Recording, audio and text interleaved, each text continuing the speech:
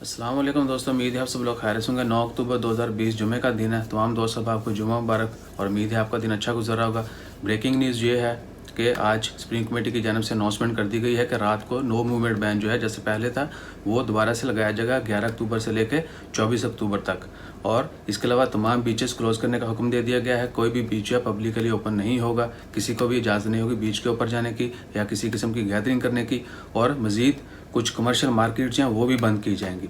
उसके मतलब अभी तक फैसला नहीं आया कि कौन सी मार्केट जो है वो बंद की जाएंगी। जैसे अनाउंसमेंट आती है वो भी आपके साथ शेयर करते हैं इंशाल्लाह। खैर, अपना ख्याल रखें। इसके अलावा बहुत सारे क्वेश्चन होंगे आपके जहन में भी, हमारे जहन में भी, कि क्या एयरपोर्ट ओपन रहेंगे नहीं रहेंगे, मार्केट्स देकर बिजनेस। तो इसके मतलब अभी तक कोई डिटेल नहीं है। नो मूवमेंट बैन जो है रात को वो उसका अनाउंसमेंट जल्दी की जाएगी।